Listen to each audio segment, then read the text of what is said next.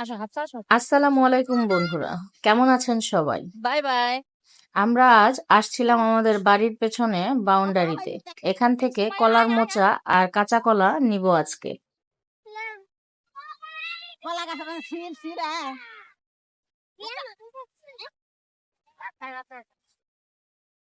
এক হাত দিয়ে ধরো যেমন আগে না জয়রা সরো শিরো শিরো জয়ের হাতে দাও।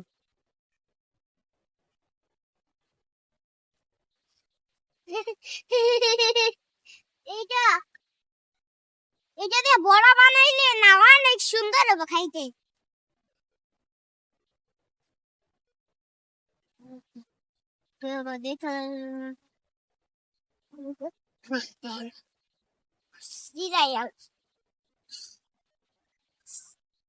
এই তরকারি খাওয়ার কলা।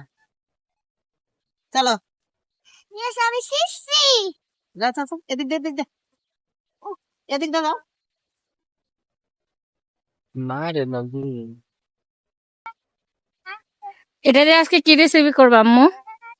এগুলা সিদ্ধ দিয়ে এগুলা ভাজি করা হবে, বড়া বানানো হবে। তো বড়া বানাও, তোমার বড়া তো অনেক মজা হয়।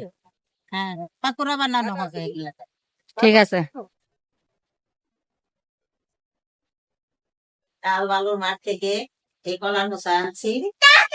এই কলার মোচা দিয়ে আজকে পাকোড়া হবে। আর কলা আনছি, কলা দিয়েও পাকোড়া হবে। কলার মোচাটা অনেক সুন্দর।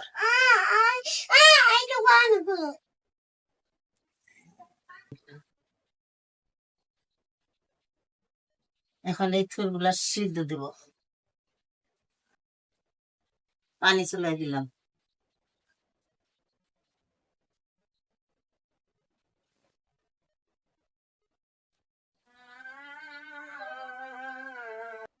কলাগুলো সিদ্ধ দিব।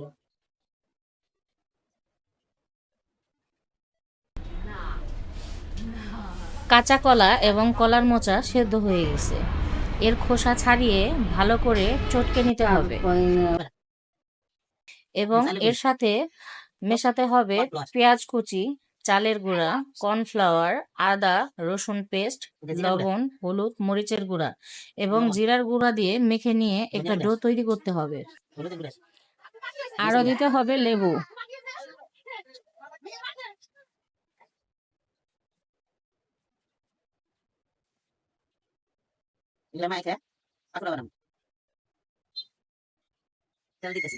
এরপর কড়াইতে তেল দিয়ে তেল গরম হয়ে গেলে বড়ার শেপে ভেজে নিতে হবে।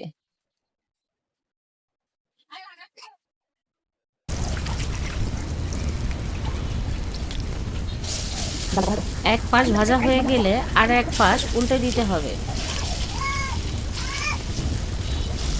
দুই পাশ বাদামি করে ভেজে নিতে হবে।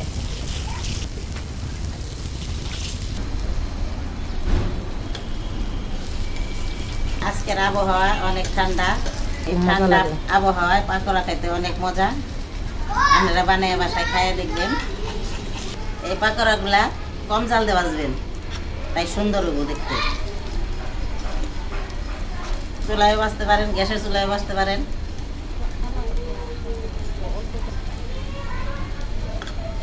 পাকোড়াগুলা হয়ে গেছে, এখন আমি নামিয়ে নেব।